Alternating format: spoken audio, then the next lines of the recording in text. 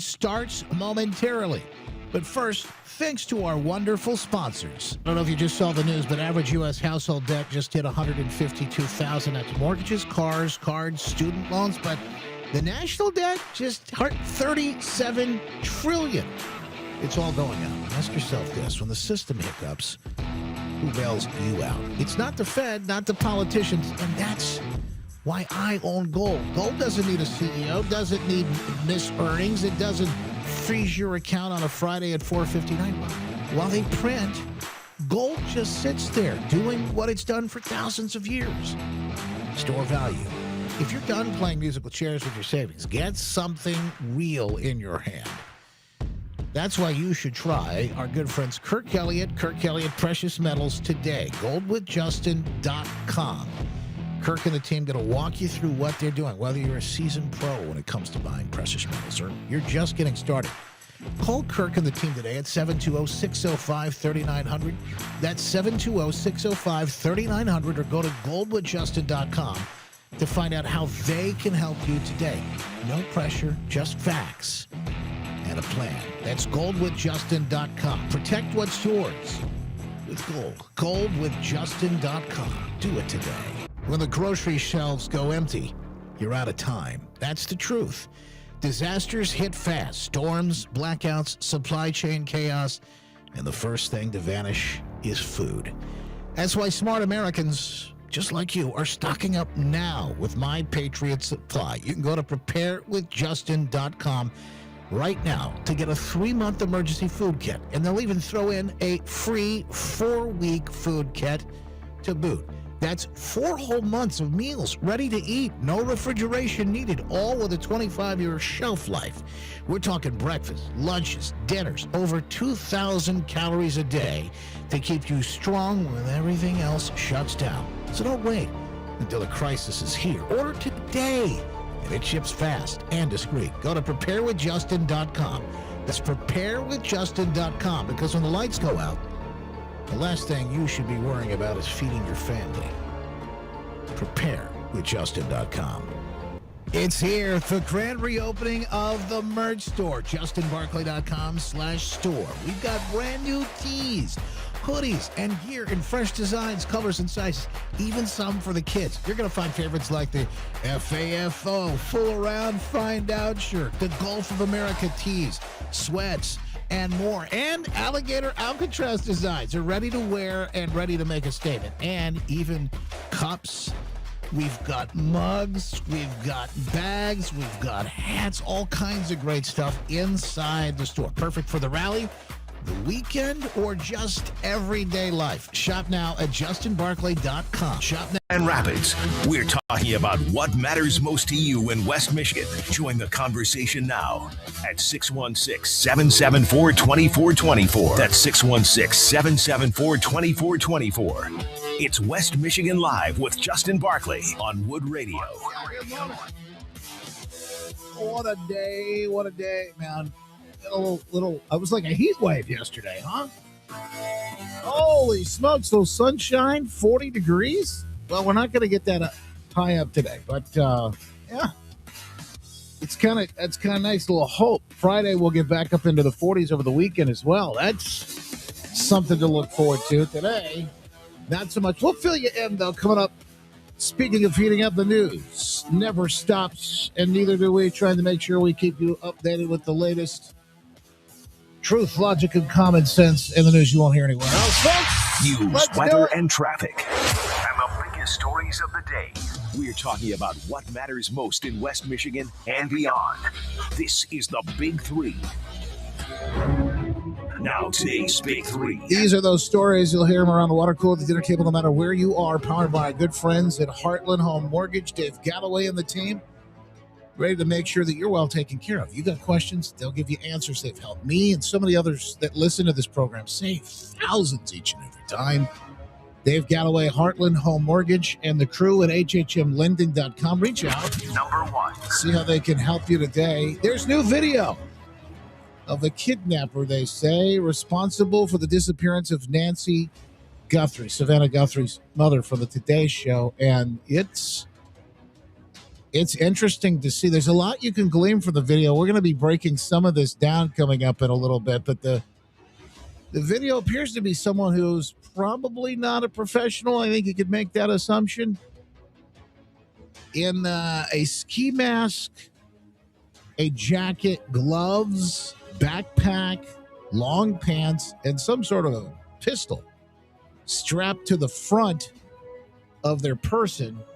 How they got the video is even more interesting. They worked with Google over the last several days to try to restore some data that had leftover cached images and video there at the server. She doesn't pay for the service to have the video preserved, so that's why it took them so long to get to us. It's one thing that kind of make you wonder why not? Why have the doorbell without paying? I don't know. Maybe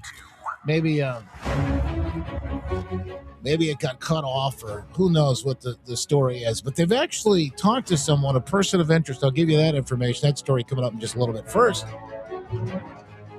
it is Whitmer's wacky world of job losses. 36,000 here in Michigan over the last year. No more. And at a time when other Great Lakes states are adding jobs right now. It's a real sad scenario. She's going to come out today and apparently tell folks that she wants to add taxes and do a couple of things that are like revamped, rehashed Republican ideas that she wants to sort of take credit for. Not do enough really to help with property taxes, but she'll make that a big announcement apparently later on today. And we'll find out exactly how that'll pan out as folks are gearing up to hear from her. And Number 3. in Lansing, I'm sure that, well, everybody will be talking. A grand jury won't indict him. Well, this is no surprise. When folks say to me they want arrests, when they say it's been a while, I don't want to see the arrests. So when are the arrests coming? What the arrests? They've been X amount of time and no arrests. You got to wonder what it takes to get an arrest. And if you can't get a jury, used to be able to say, we can get a jury to indict a ham sandwich. Not in D.C., not with some of these big federal cases, apparently, especially not with Democrats. Boy, they're not going to indict anything or anyone. Once they get in, then the crooked judges throw it out. So the question then about how do you get your arrest, how do you really make sure in the find out era that accountability is happening? That's a good question. We'll dig deeper into this story and more as we bring it today's Big Three. And, of course, moving right along, your chance to join the program. Anytime you wish, you can jump in on the phone. Call Justin now at 616-774-2424. That's 616-774-2424. West Michigan Live with Justin Barclay on News Radio Wood 1300 and 106.9 FM. We'd love to have you on the iHeartRadio app as well. Just click that little microphone button next to the play button. Let it rip. Sound off. Rant, rave. Comment. Complaint. We'll take it. Breaking news in this morning as well into the newsroom. The U.S. adding 130,000 jobs in January. Positive sign that was offset by deep downward revisions to 2025 employment numbers, rather. The folks at NBC also reporting in the markets. Futures are up. There is as strange as this story is about Savannah Guthrie, there's something that's even stranger happening right now. And I don't know if they got to this, they covered this during the morning show or not. Did you guys talk about this no flight thing in El Paso? Oh my goodness. All right. Well, I gotta talk about it then, and then we'll talk more about Savannah Guthrie in just a little bit. It's been lifted. There was an order halting El Paso airport flight for 10 days. And lots of people, the mystery around this, which I looked at this thing, I was scratching my head. What is this? What is this all about? What could it possibly be? Maybe if you're a pilot or you work in this industry, maybe you could shine some light on it. But I'll tell you what the latest report on this says. And it came out, like I said, I was looking at this it's about last night, this morning. I don't remember when I saw the story. I just kind of, like I said, scratching my head. But the FAA had grounded all flights in and out of El Paso International Airport in Texas. By the way, El Paso, right there on the border of Mexico. It wasn't just the fact that they grounded the flights, but they grounded them for 10 days, citing special security instructions. I believe this was called a NOTAM. You've heard these before when they've got no flight. They got incidents where they don't want you to fly for whatever reason in that area. There's an accident or there's something that took place or there's some sort of issue. That's not abnormal. The report here at CNBC goes on to say that the temporary closure of airspace over El Paso has been lifted. So it was a mystery. We don't know why. And at this point, what we do know is that it's no longer in effect. So we don't know why. But up until this report, we don't know why, even other than to say it was a special instruction and security issues, etc. Now, the FAA didn't immediately say what the security reasons were for the temporary sudden halt. The airport sits next to Biggs Army Airfield and is near the Mexican border. Maybe those things are relevant, maybe they're not, but about 12 miles from Juarez is where this is. I have a friend who used to live down there, grew up, used to go to Juarez, and he said every time you come out of Juarez or coming into Juarez, he had the kids out there who were trying to sell you the little gum, little chiclets and things like that. Oh, he talked about Juarez. Loved that area. Now, I'm not sure what it's like now, and I don't know if it's someplace I'd really want to go visit, but the Pentagon referring about the question, the nature of the security issue to the FAA. So they say, we're not involved. To talk to the FAA. Flights initially halted until February 20th. The ban applied to a 10 nautical mile area around the airport. While the FAA regularly halts flights at airports for weather and traffic, a security reason, highly unusual as a reason to close. Now, Texas Democrat Congresswoman Veronica Escobar, whose direct district includes much of El Paso, said the move to suddenly close airspace was unprecedented and said that what my office and I have been able to gather overnight and early this morning, there is no immediate threat to the community or surrounding areas. Now, one of the problems here, when you talk about a story like this and they don't give you any actual reason for why they're doing it, is then you start getting people guessing because we don't know. So, well, I wonder if there's a terrorist or maybe it's a cartel connect. Maybe there's some sort of threat. Who knows what it is? But it could just be something, a piece of equipment or a malfunction of something. And they say, look, we got until we can get this back up and running. Or I'll take you another step. Speaking of a piece of equipment malfunction, who knows? Maybe there was some sort of hacking of something. I don't know. Again, all we can do is conjecture here in this situation. And the reason I bring it up, because it is one of those deep mysteries. And again, it's one of these stories. And you're going to say probably to yourself, have you? But I said, what is the point? Who cares? What does this matter? Well, it doesn't necessarily matter to many of us. It's not going to affect your air travel. But to folks in that area, I think it's concerning. And I think also if you consider the climate and the rest, now I'm not talking about Al Gore climate, but just the rest of the way things are these days with the constant threats and everything else, you can imagine this would be something that would occupy folks and their considerations and concerns. So anyway, they are back again. Just to say and make sure I hit this. They are back. Oh, they are back open. They have lifted. The FAA has lifted the order halting El Paso airport flights for 10 days. So they are back open, and that is a strange way to put it. But that order is lifted, and no more issues.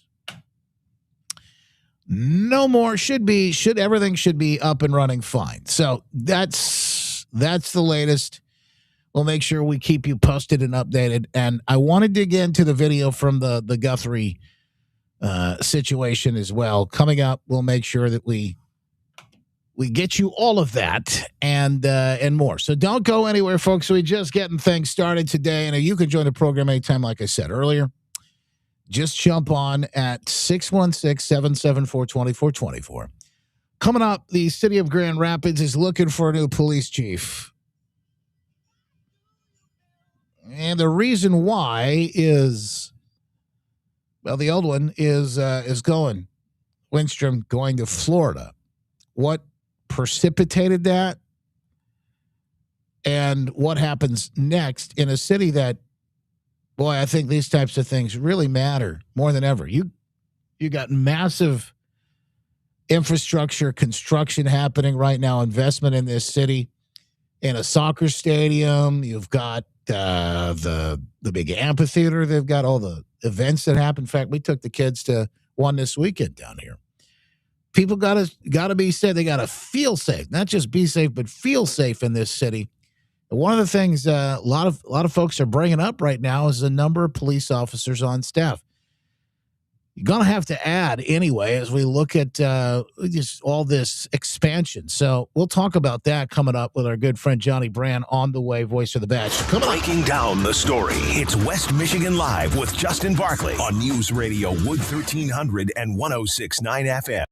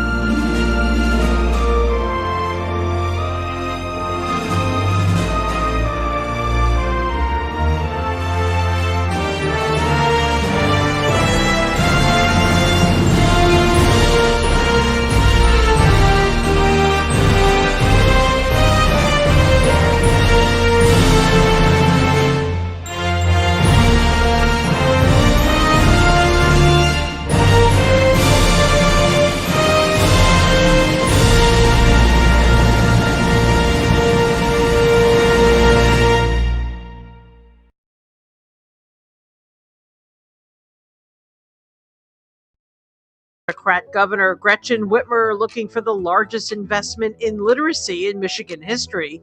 This despite $1 billion already spent, but having terrible results. Michigan, unfortunately, ranking in the bottom 10. Michigan Congressman Republican John James saying a federal investigation is underway into Jocelyn Benson's election oversight. James saying until Michiganders can trust their elections, they will not trust their leaders. And Republican U.S. Senate candidate Mike Rogers presenting a plan to make home ownership more affordable for Michigan families. At a press conference, he outlines 4 policy changes to lower the cost of purchasing a home here in Michigan. For these stories and more, visit The Midwesterner at themidwesterner.news. All right, good morning, folks. We are aware of 2 separate issues this morning on the stream. Both Rumble and Locals are currently not broadcasting, and they're both owned by the same company. And so I'm assuming what is happening is there's probably a server issue, and I don't. Maybe it's on our end, the broadcast. The equipment we use, but I would guess it's probably more likely that it's on their end. YouTube is up, X is up, Facebook is up, Getter's up. In fact, let me say hi to the folks on Getter. The Getter crew, if you're watching this morning, please say hey, and I give you a shout out. Meanwhile, we got folks in the chat on Rumble and Locals. Amanda Mark, Gritter, good to see you. Thank you, Hemi. We appreciate you guys if you're listening or watching someone else, but chatting in the chat. I'll leave these up and running. I'm not going to shut them down. Maybe it'll somehow restart. I don't know. Andrew, good to see you too. Appreciate you guys on Rumble. We've got Kelly. Good to see you. Trish in progress. Nancy. SJ. Thank you for your commitment. So we had Facebook take us down earlier in the week. We had to scramble and go all these other places. Now Facebook is back up as of yesterday at 9:30. People wondering about that, and there's your answer. It came back. I guess it was a 24-hour ban, but it came back, and now we're back and ready to rock. But Rumble and locals are down. Jeez, oh Pete. All right. Anyway, let's get back on the air. Stand by, folks. Here we go.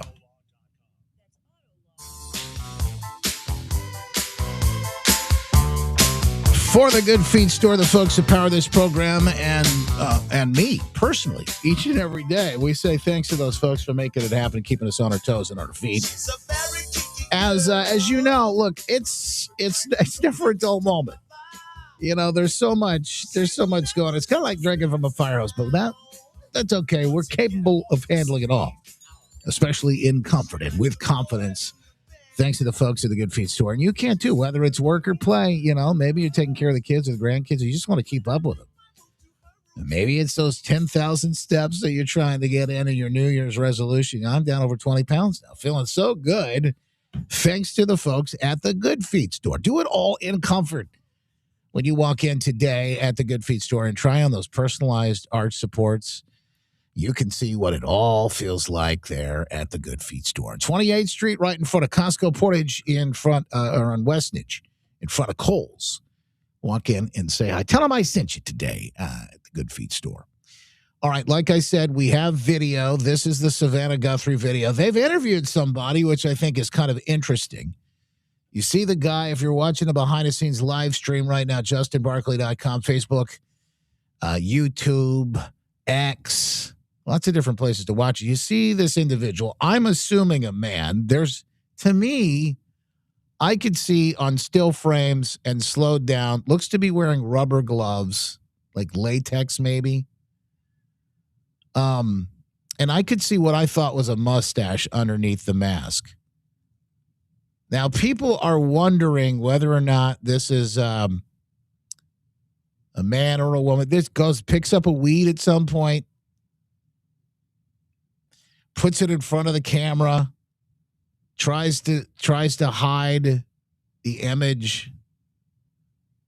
May have a light in the mouth. Can't really tell. There's something shining or glowing in the mouth. Trying to cover up that camera, we could see. Maybe it's the Ring doorbell. Again, this looks like a man to me. And the way, the pace that they move, looks like an older man. That's just me, my first gut take on it. Don't really know too much. They did talk with a suspect, a person of interest. They questioned a man named Carlos, who they thought may have been involved in this situation, but apparently Carlos was let go and determined that's not the person they were looking for. Here's a little bit from the report, NBC. Reporting has been leading this investigation along with the FBI, says they have detained a subject in connection to the Nancy Guthrie investigation. The statement is as follows. Earlier today, Pima County Sheriff's Department deputies detained a subject during a traffic stop south of Tucson. The subject is currently being questioned in connection to the Nancy Guthrie investigation. Additional information will be released as it becomes available. Again, the Pima County Sheriff's Office, which obviously, like I said, they let that person go. Apparently they realized this is not our guy. So, for whatever reason, and I don't know if it was a tip. Honestly, this case is so weird. It's so strange. The whole thing, everybody I talked to, I think, has said the same. There's a lot that just doesn't add up with this. And again, she's been missing for 10 days and doesn't have her medication and all the other things. And she's an older woman. She's in her 80s. And has some real specific health needs. And so the concern is, I mean, maybe they're getting jumpy on some of this. But I would say, with the video, with the things that they've got, that they've put out now that we've seen, I would think we're getting closer to getting someone that's been to be identified. From Rio Rico, Arizona, where a home is being searched in connection to the Nancy Guthrie case. We know one person has been detained for questioning near there, and now this is a court-ordered search that is underway. And just moments ago, our team on the ground heard from a woman who claims her home is the one being searched there.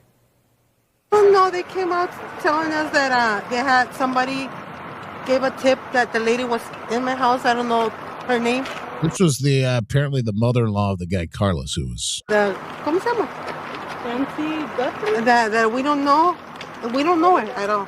So they let him go. There's more from this, but I don't know that I need to spend a lot of time with. I just tell you to continue with that search, and gosh, you can just imagine prayers going out to the families. They try and get down to the bottom of all this, but not much we can do other than give you the latest headlines as they come. Next, we talk with our good friend Johnny Brand. More than just great food at Brand's, right? But you also know that he's behind the Voice for the Badge. That organization advocates on behalf of police and community relations, and he is highly involved in making sure that the Grand Rapids area gets what it needs, and has folks advocating for that police department and the connection between those cops and the community.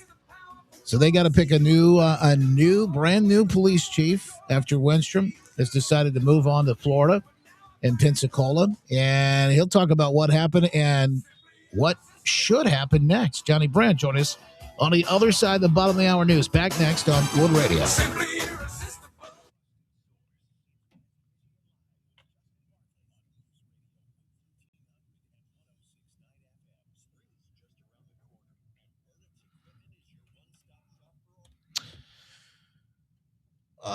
Savannah, well, it doesn't matter, Jason, our opinions of Savannah Guthrie.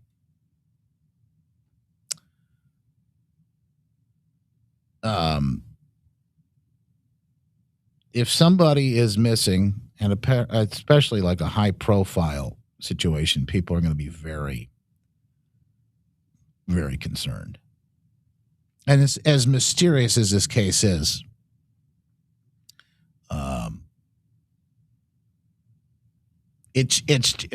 You can definitely see why it's captivated so many people. As to the comment that she's not more important than other people, I would agree. I mean, she's not. I will tell you this though. When you have one person, it becomes a very relatable story. When you get bigger numbers, it's harder for people to imagine. So for some reason, they lose that public can't like fathom 100 people or, even 10, 20 people. It's just, they can't imagine that.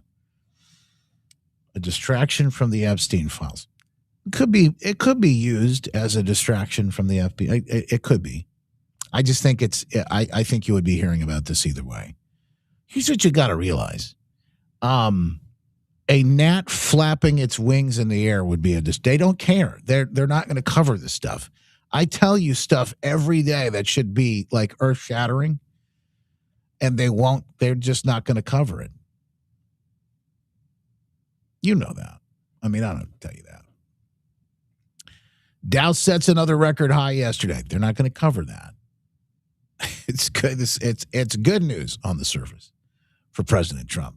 Whether it's good news or not, there might be some interesting talk behind it. By the way, anyway.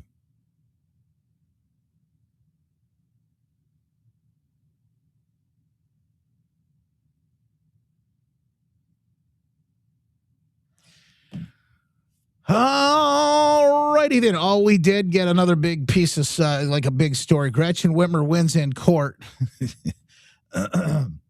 It was really Jocelyn Benson, unfortunately, in this situation. A judge has rejected Trump's effort to obtain Michigan voter data. That's the CBS headline. The real true headline, I would say, is that a judge rejected the Trump administration's effort to make sure that Michigan isn't harboring all kinds of fake and erroneous voter data. They've refused to clean the rolls.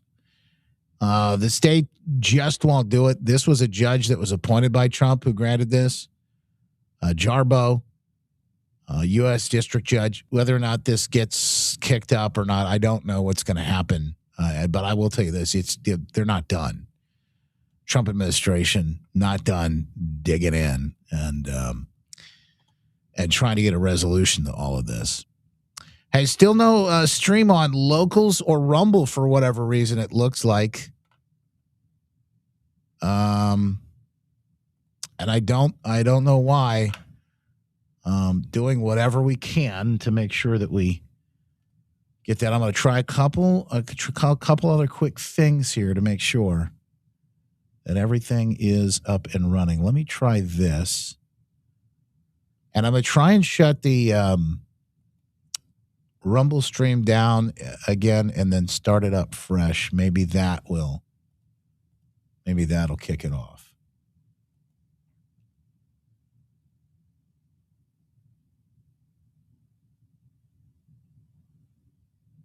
Hang on.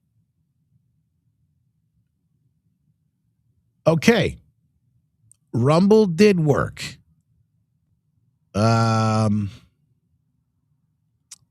It looks like this is really strange. Okay, I'm going to have to boot this other stream. It looks like we had a stream scheduled and it didn't take. And then when I restarted it, it started another stream. Okay, I know that's kind of like inside baseball. So I apologize. But this is a behind-the-scenes live stream, which means you get to see everything, all the good, the bad, and the ugly. And there's been plenty of that lately. I don't know what to tell you. There's been plenty of that lately, but we're trying to make our way through.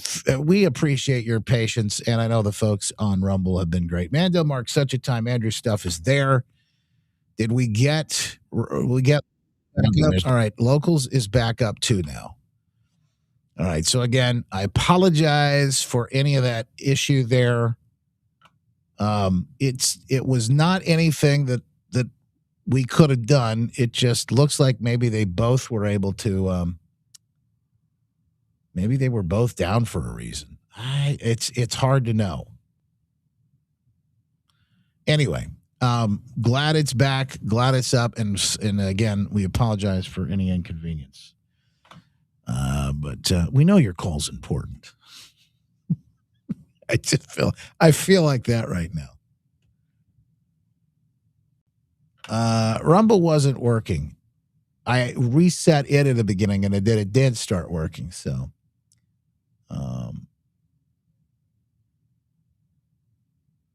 Gritter wants a refund. I got a lot of shoveling to do.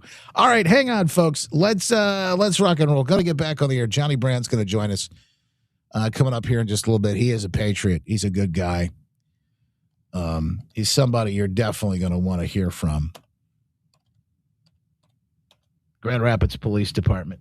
Let's get into it. Hang on, folks. Back on the air. Professional purposes only and are not intended to provide specific advice or recommendations for any individual. Hey, it's Glenn Beck, and you're listening to West Michigan Live with our good friend, Justin Barclay. The Glenn Beck program coming up at 10 on Wood Radio.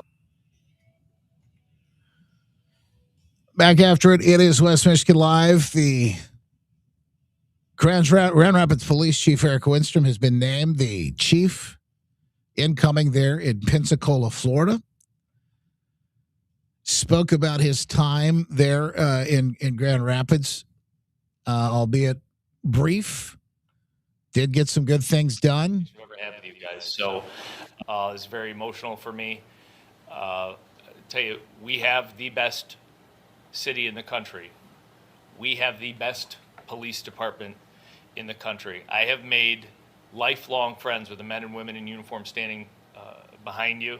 This decision came down to what is best for my family. And I know we just met with a leadership team and talking about how far this police department has come, this city has come, And I mean it. Grand Rapids Police Department, the most professional. I know yesterday, Michigan Association Chiefs of Police were in town for a yearly convention, and Captain Siver, our training captain, was there giving a big presentation on how we train our officers. They've been in the spotlight over the last year or so. You see the trial with Officer Christopher Schur.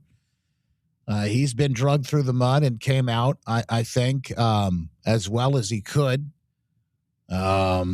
And you've also seen other issues have been brought up, largely, and he talked about this at one point, largely because of like the politics. Unfortunately, folks that are critical of the police department, folks very much so on the left, this defund the police type movement. And what did that mean? Well, here he was mentioning that in one of the questions that reporters asked. Some elected officials, criticized us. You can't put out this docuseries because it's making you look good. So when you politicize policing, that's a recipe for failure. And what he's talking about is the docuseries that he did on television that highlighted the Grand Rapids Police Department. And yeah, you know what I find? When they do put cameras on these guys, they do look great. And that's why during the sort of defund the police movement a few years back, they took that live PD show off because they see the public sees how great these guys are, what they do at the end of the day, and of course who they have to interact with, and they ultimately come up with so much more respect for their job. Joining us now, he's an advocate, obviously for the work that these guys do, but connecting the cops with the community. That's what Voice for the Badge is all about. Johnny Brand is with us right now, and we appreciate it, Johnny, taking the time. You have been a staunch supporter of these guys, but not just the police department, but making sure there's good connection between everybody for years. Yes. Good morning, Justin. Yeah, I was listening to the clips of you. So Chief Winstrom was an elite police chief. He was. He truly was. We were lucky to have him. Don't like to see him leaving. There's still a lot of work to be done. But he did a lot of great things for our city, no question about it. Took us in the right direction, public safety, as well as relations within the community. He's been great at that. But it's time for him to move on. I will say that politics and policing have public safety. The words don't mix. There's nothing political about it at all, and those that make it that it's unjust and it's the public safety is number one. I mean, I take Grand Rapids as an example right now. We had 260 some officers back in actually during the tragedy there of the officer shooting, and that is so short of officers, Justin. We had a half the squad cars on the streets. Now we're up to 312. That's the mandate, which isn't the amount. We need more than that. They say we're fully staffed. We're not fully staffed. That's just to the mandate, and the mandate's low.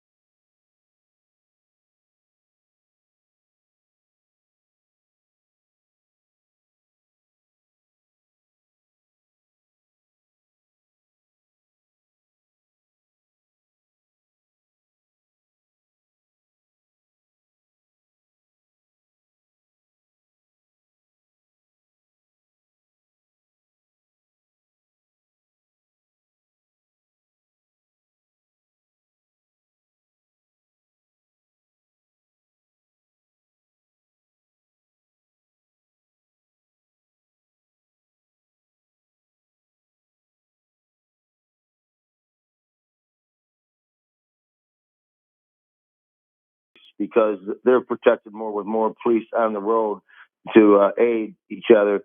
I'm a firm believer in two in a vehicle, two police officers in a vehicle at all times. I don't see that happening anytime soon, but that's the way it should be. To me, I just think when you look at the city budget and you put it together for what's going to be best for our city and expenditures, well, public safety's got to be number one on it. Everything below that won't be a positive unless you have public safety. And I think the chief made a quote that I can't quote exact, but it was something along the lines of, and I really agreed with it. He said, "Show me a city that is pro policing, and I'll show you a prosperous city."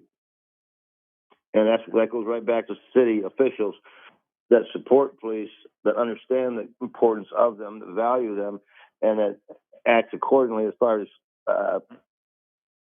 financing the department, as far as the budget, so that they can hire enough officers. Then it's good. They're going to make our city better. And that's what people really need to know in Grand Rapids, is that that's what this is all about. We need enough police officers. But we had a great chief that did great work for us, and I'm going to miss him. I was disappointed when I heard that he was leaving. But as I thought more about it, and I do know Deputy Trigg as at least through the profession, and he's a quality man. He's got all the characteristics needed. I mean, every single one of them. He's been an officer in Grand Rapids for 25 years. He loves the city. He's got a special affection for the city because of his close friend and partner on the road, Bobby Kosminski, who was murdered by a thug back in, I don't remember the exact year, but that's something that I know has always weighed on Deputy Chief Trigg, because they were very close. And I think part of his legacy, if Joe becomes a chief, would be that he wants to honor cause and be in Grand Rapids. And I really believe firmly that he would, this is my opinion, he would retire here as the chief. That's what we need. I think Winston did a great job, but the job wasn't done. But we're fortunate that we have somebody that can take the job, that parts of it that were being done great was Winstrom, and he'll just carry on with that and build it more. Like, he's the man for the job, and it's just frustrating because the national search, yes, I guess it's protocol. Okay, well, do that. Spend a couple $100,000, approximately what it costs. But you're going to end up right back with Chief Trigg. That's what people want as chief in Grand Rapids. The rank and file, the officers want him. I mean, it's out there. It's so plain and clear.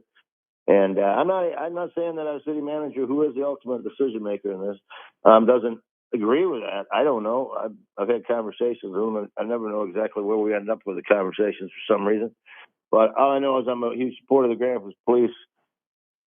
They protect their lives. They're brave. They're courageous.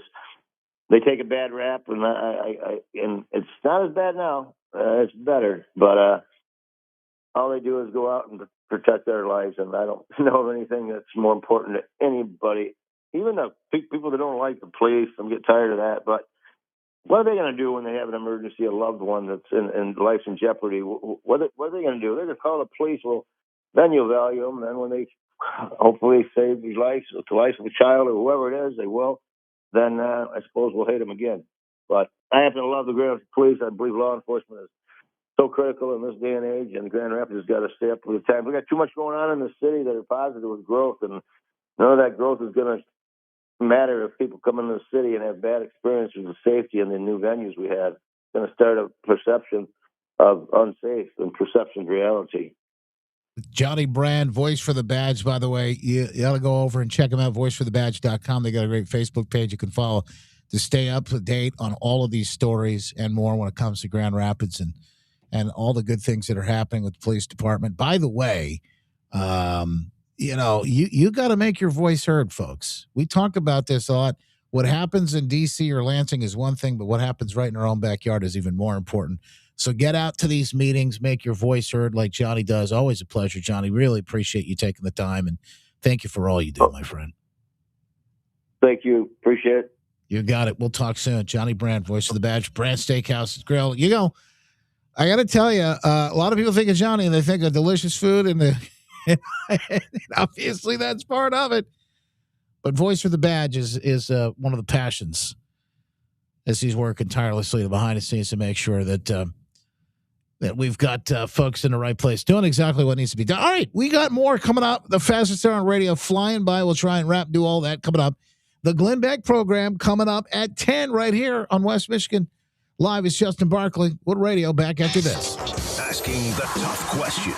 It's West Michigan Live with Justin Barkley on News Radio Wood 1300 and 106.9 FM. Here are your headlines from the Midwesterner this Wednesday, February 11th. I'm Robin Hoffman. It's a Midwesterner.news original story. As Democrat Governor Whitmer prepares to pitch the largest investment in literacy in Michigan history, some are pointing out how spending over the last decade has gone to waste. Since 2015, Michigan lawmakers have spent roughly $1 billion to improve student literacy, with the stated goal of becoming a top 10 state in fourth grade reading. However, Michigan is behind 42 other states in fourth grade reading proficiency. Secretary of State Jocelyn Benson may soon be forced to account to Congress for non-citizen votes here in Michigan. That from Republican Congressman John James, who made a campaign stop in White Cloud. James, the Republican frontrunner for governor. And U.S. Senate candidate Mike Rogers announcing plans to make home ownership more affordable for families. Rogers saying, "We want everybody here in Michigan to have an opportunity for the American dream." For these stories and more, visit the Midwesterner at themidwesterner.news. Race to savings on your dream kit. All right, guys. Yeah, I don't know what the heck is going on tech-wise today. Sound was off. Sound is back. Rumble was down again. Looks like Locals is still up. Rumble is back up, it looks like. I don't know what to tell you. If it wasn't, I feel like I got my tinfoil hat on. I don't think we're being hacked, but it may just be one of those weird tech days. Now, I've just looked, and it appears everywhere that we are still up, but I don't know. But this is why we do multiple places. I even see the Getters hanging out. I don't think the Getters have any problems. The folks on Getter. Mama Boom is there. Sheila's there. Appreciate you guys jumping in this morning. Mando, can you hear us on Rumble and see us? It looks like it's up, but I can't quite tell.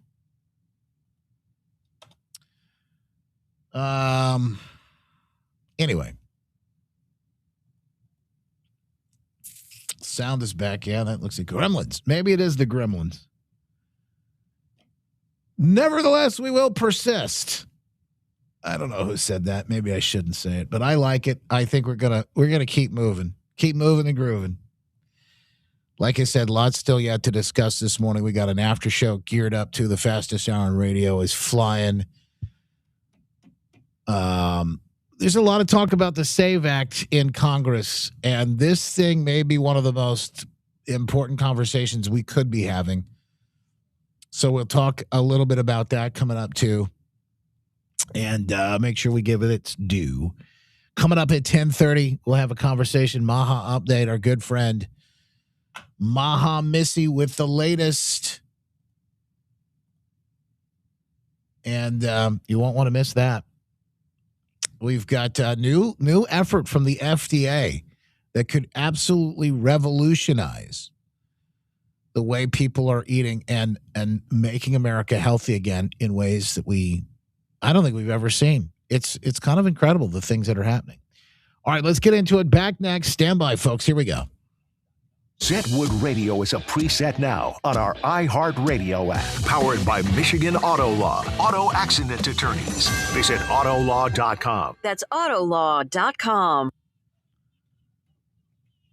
Fastest hour on radio, flying by. The after show coming up in just moments. You can listen and watch Facebook, Twitter, X, Rumble, Getter, Locals, YouTube, you name it, all those different wonderful places, plus justinbarkley.com and the iHeartRadio app, wherever you download your podcasts. Live and archived in both those places. SAVE Act is up for discussion. They're going to be voting on this in Congress, in the House, but the Senate is where there are issues. Mike Lee talking about the SAVE Act this morning. and what needs to be done, John Thune. Now, there's some back and forth on whether you get rid of the filibuster or not, and this is what Lee said. The Save America Act. I just wanted to give you a nightly update since things are moving fast. Most recently, I just got off the phone with my friend and colleague, the House lead sponsor, my partner in this endeavor on the House of Representatives side, Congressman Chip Roy. Chip confirmed that the Save America Act rule, which is a procedural step in the House of Representatives that they have to move first out of Rules Committee and then onto the floor, that it passed out of committee tonight. They will move forward tomorrow with the rule to set up the vote on the Save America Act for the floor, and then sometime either tomorrow or Thursday, they will pass the Save America Act on the House floor, send it over to the Senate as a message. That's update number one. Update number two, I want to thank my friend and colleague, Senator Shelley Moore Capito, who's the Republican Policy Committee chair in the Senate, who runs the Tuesday lunch for Republican senators. She gave me a lot of time today at our Senate Republican Policy Lunch to make a presentation about the Save America Act, its contents, what it does, and how we might go about moving it forward procedurally. And that gave me the opportunity to speak, among other things, about the talking filibuster and how it would work. I outlined for the Senate Republican Conference the origin of the two-speech rule on which we'd be relying. It was adopted by the United States Senate on April 16th of 1787, so right when the Senate came into existence. The cloture rule didn't come into existence until 1917. Walked them through the whole history of it and how the two-speech rule has at times been interpreted in the past. Now, if you want to get into all the wonkiness of all of this, and by the way, we should understand this. This is basic civics, by the way. You really want to go check this out. I'm going to make sure I get it posted on the stack today. Everything we post to talk about during the show goes up, justinbarclay.com. Don't have time to really dig through it all. But one of the issues I think that we're dealing with right now is people don't understand how a lot of just system, the whole thing works. And I don't mean even there's plenty of the dysfunctional parts of it. But I don't mean even that. I just mean like how things get through. I mean, beyond the sort of, how a bill becomes a bill, et cetera, Schoolhouse Rock style thing. I just think it's something that unfortunately people don't remember or weren't even ever taught. And I wonder why that could be, huh? Yeah. A lot's coming up in the after show, the show after the show. We're going to get to that. We'll talk about Save America Act and more. But, it boils down to this. Simple. You got to have an ID to do like everything. Why not vote, right? There should never even be an appearance of impropriety in any of this. And yet we have, unfortunately, a system riddled with it. Back with you tomorrow. Wishing you the best. Glenn Beck program is coming up next. I'm Justin Barclay. God bless. Who art in heavens, hallowed be thy name. Thy kingdom come, thy will be done, on earth as it is in heaven. Give us this day our daily bread. Forgive us our trespasses. We forgive those who trespass against us. Lead us not into temptation, deliver us from evil. God is the kingdom, power, and glory forever and ever. Amen. Amen. From the retirement experts at Matson Financial Studio. All right, folks. Appreciate you being here with us. Freedom Fam, we're going to do the behind-the-scenes live stream. I'm going to get that fired up here in just a moment. And we will dig in. Stand by.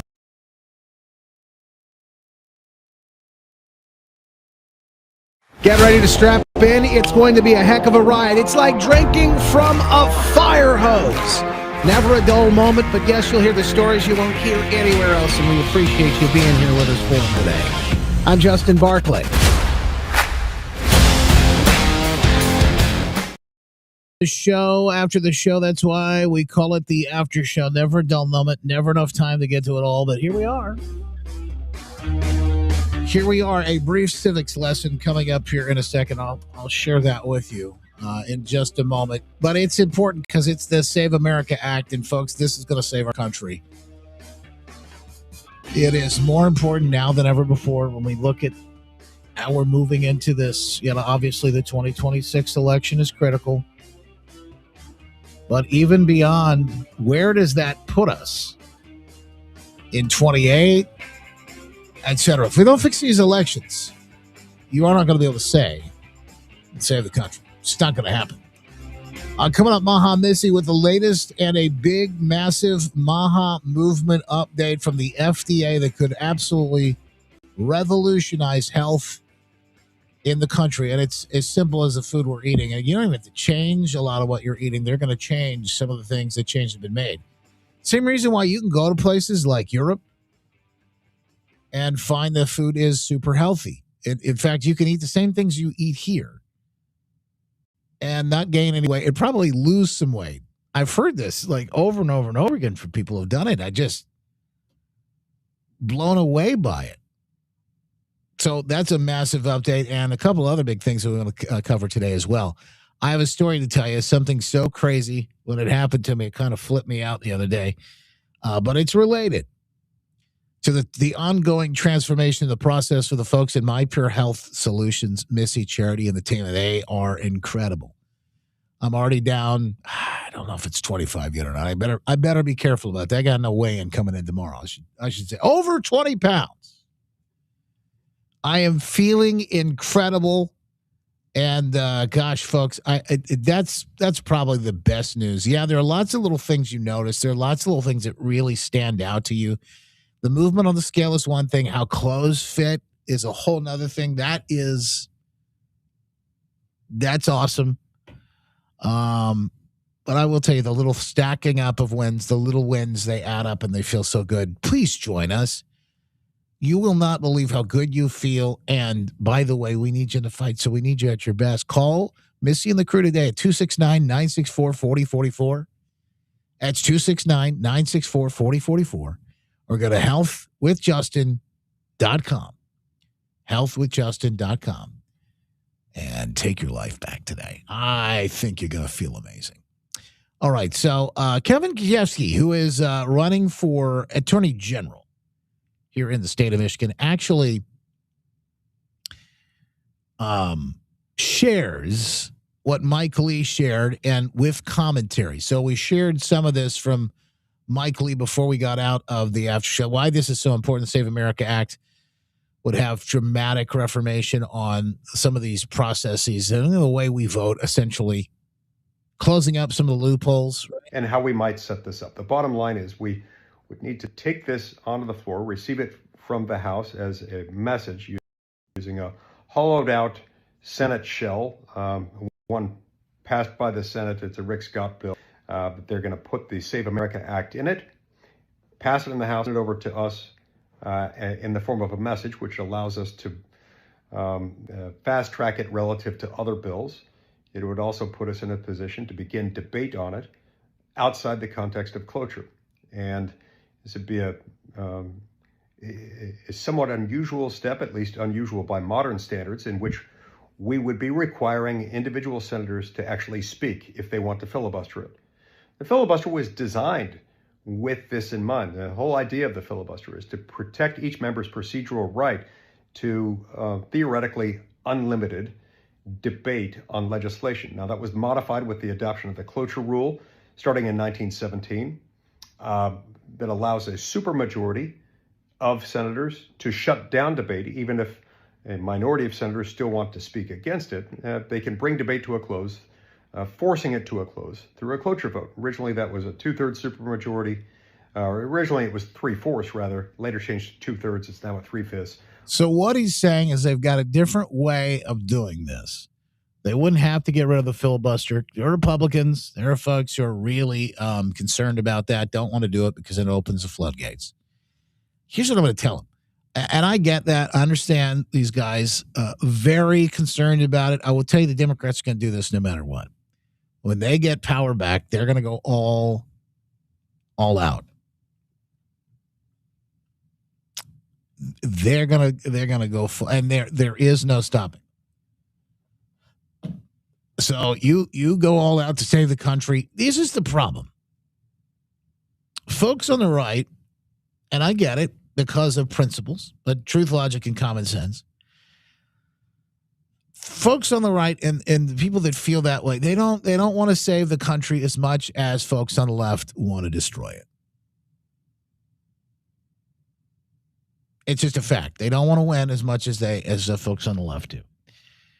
And the principles are this. The folks on the left, it's winning at all costs. It is the ends justify the means. Folks on the right, their principles are, well, and by the way, this is the moral high ground. But it is also the very thing that is going to be used against us to end us all. We're not going to be overtaken, from folks coming from the out. The threat is the call's coming from inside the house. I think that's what Lincoln said. The call's going to come from inside the house. Okay. So Mike Lee says, and according to Kevin Kuziewski, who says, we don't have to eliminate the Senate filibuster to pass the SAVE Act. Here's the other way we could do it. I don't care as long as we get it done.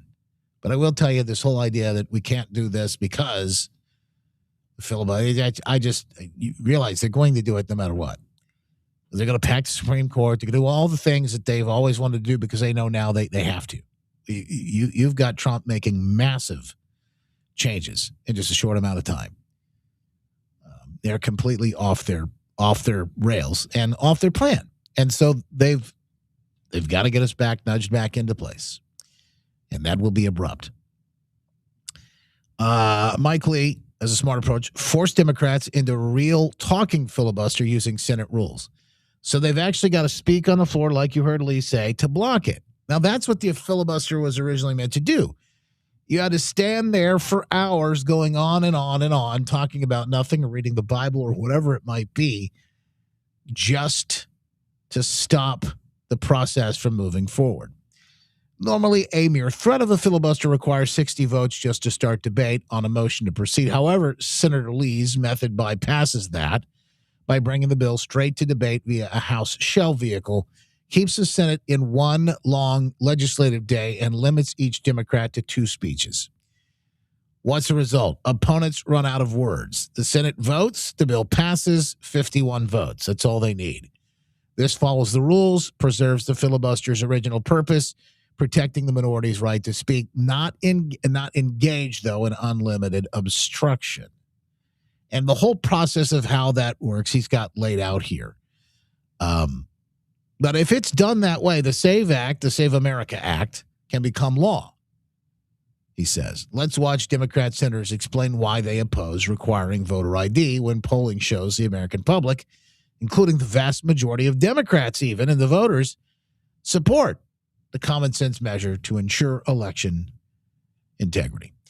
So there you have it. I mean, I do think it's a good idea. I really like, but I also want to, I couch that with saying, look, if you think that they're not going to get rid of the filibuster the minute they hit the ground running there, you just got another thing coming.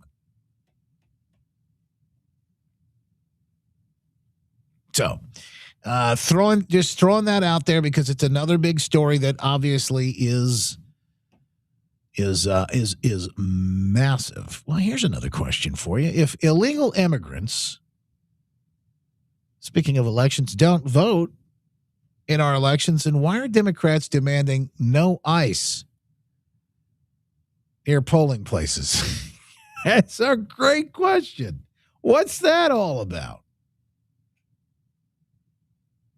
Well, I mean, fair, right? I mean, thou doth protest too much, right? This is a story because Democrats demand to prevent a government shutdown. House Republicans are accusing Senate Democrats of protecting illegal immigrants who vote in American elections. Democrats are threatening to vote against legislation to fund the Department of Homeland Security, which could force a partial shutdown this Friday. Remember, don't forget, we're still in that window where they had 2 weeks of funding for DHS. Democrats have made several demands to keep the government open, including a measure to prohibit immigration enforcement operations near polling locations. Huh? wait a minute. If you're worried about illegal immigrants not being able to go to polling locations, aren't you saying the quiet part out loud?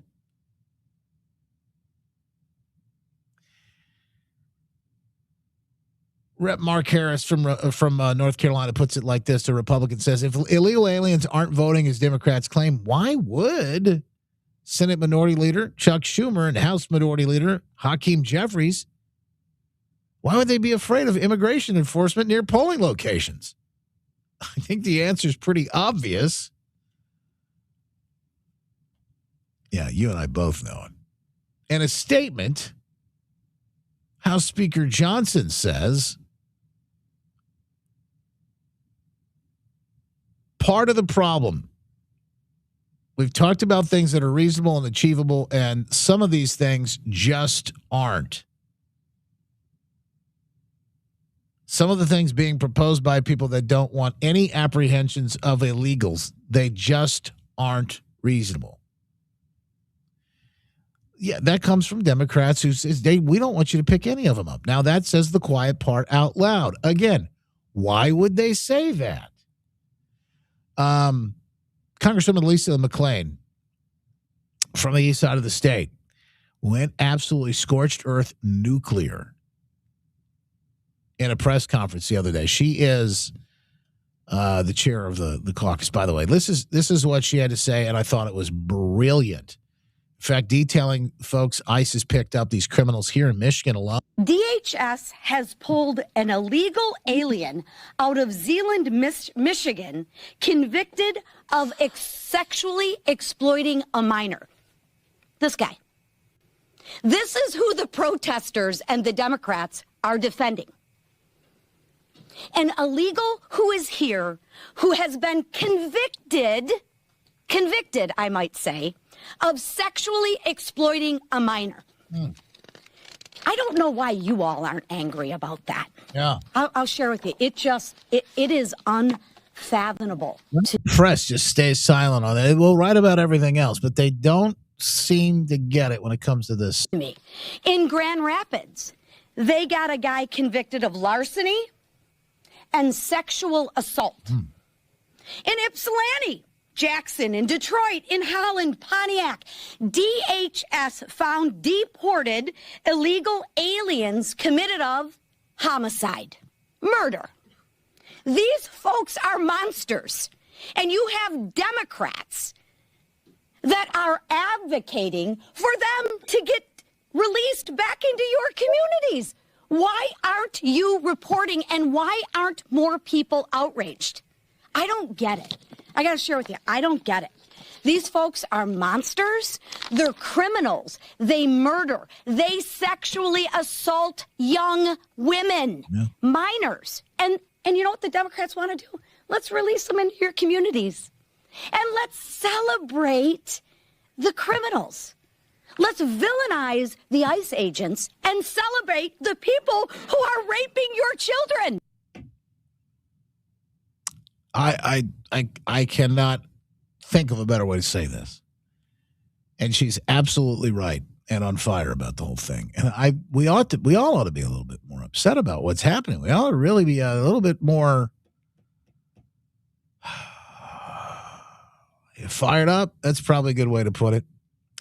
Hey, there is some good news. Ninth Circuit Court says the Department of Homeland Security can continue and can terminate the TPS for temporary protective status, that is for Honduras, Nepal, and Nicaragua. That all can continue to take effect. That's something that Trump was obviously hoping and expecting would come. Speaking of another big story, that's good news. The FBI found substantiated irregularities in Georgia in the 2020 election. Wow. Vote counts off. Maybe a little. Is there questions about that? Are we allowed to ask questions, or did we move on from it? Can't ask questions again? Is that where we can't? Remember, you couldn't even ask, hey, I don't know. It's a little weird.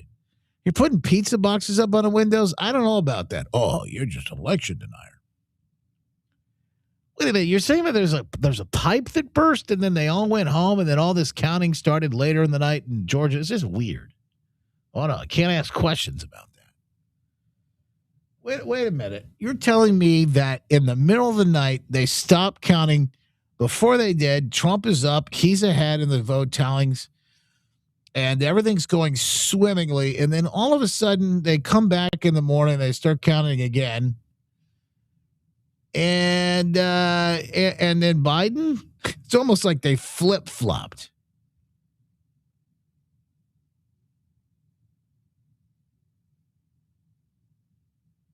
Yeah, it's strange. Can't ask questions? Can't ask questions about that? Anyway, I just I find it very strange, all of this, and yet, but it is par for the course. So I can't be surprised. But here they are again attacking. But the FBI doing some day. They're going to have to dig a little bit further into this. The investigation's just getting started.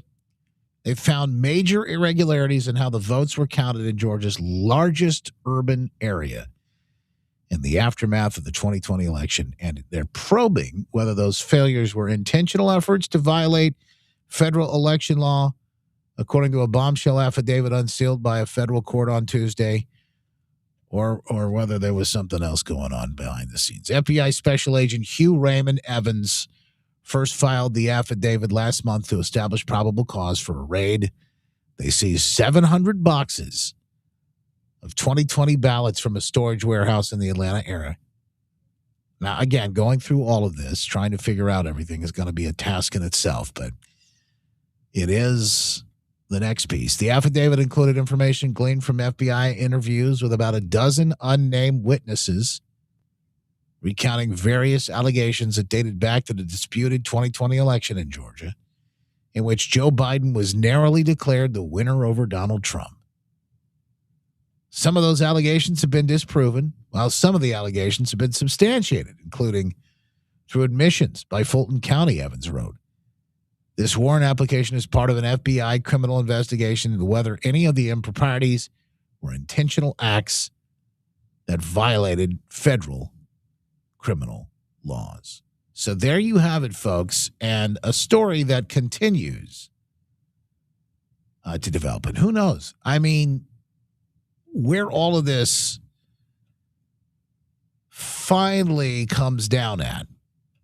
Dow hit 50K. That was a big deal, and now it's made even yet another big move. It continues, I guess, for the last several days to set records. Today, we are down a little bit, little changed, but still over 50,000.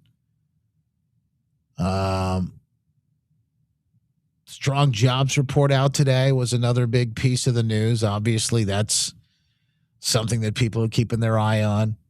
I don't know how much of what we see in the market is, due to psychological. You're watching some of these things and where people come down on where they think we're going to be, good or bad. I've heard people say that Dow 50,000 is a bad thing.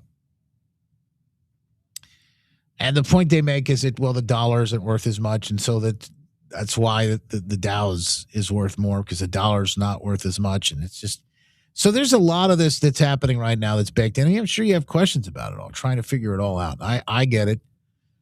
I do too. Maybe try and do like a deep dive into this in the coming days too, to try and help you get some understanding of it all as we move forward. Trump seems to be happy. It'll be great.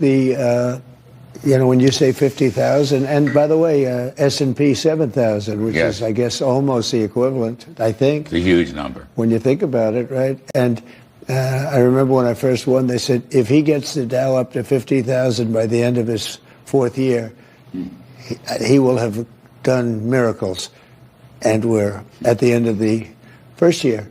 So when you think about it, that's great. And the S&P, the same thing. And everything else. I mean, everything's Going great. We inherited a total mess from Biden, and not only the borders, but the economy, the inflation. The inflation was the worst ever in history. They say 48 years, but basically ever in history. And prices were high, and you don't hear them use the word affordability anymore. They can't use it because we brought the prices down. Oil now, I was in Iowa last week, and they were at $1.85 a gallon. And if you go all over the country, in many cases now it's broken $2 a gallon. And that's like a major tax cut. And we've given them that too in the great big beautiful bill. So we've had a very good run, and we want to keep it going. Very excited, very happy about that. Can you imagine 100,000? What that looks like? That'll be nutty. That will be nutty. It's all part of it. It's all part of it. And it's, I can't tell you some of these numbers that are being tossed around. I can't tell you where the market's going to go. You know, that's a whole nother question in a game. But what's happening behind the scenes, those are things that we're going to continue to talk about and make sure you hear stories on. Speaking of the stories, I'm not still thinking or talking about this at all, but it is funny because there's lots of new memes and things that are coming out right now. And this is one of them. I don't know if you've seen it, but the Bad Bunny Super Bowl halftime show. So there's still a lot of fallout from this. And you can imagine why, right? I think the NFL is going to be dealing with this for quite some time now. But this is video. Somebody said, hey, don't believe the media. This is video from inside the stadium. You want to look at what the crowd was doing while that performance was happening? We were told that everybody just loved it, right? Watch these random crowd shots of people in the stadium that are essentially just like, huh? I don't get it. It's just funny.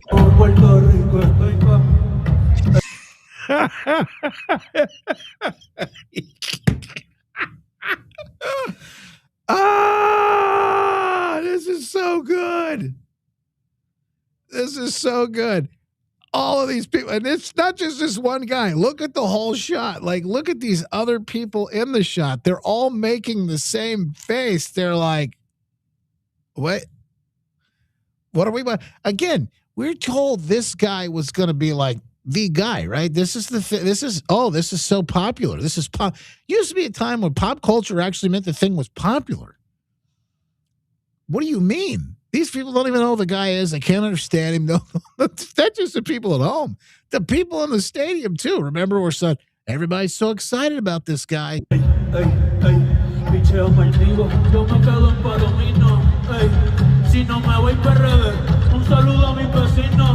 All right, so you got this guy, whoever this is dancing. This guy's like, what? All these other people are just, I have no idea. This guy right here, I love his look. I don't know. Just look at him. He's got a frown. This guy over here is like, when is this over? That guy's bobbing his head, but he's like, I don't really know.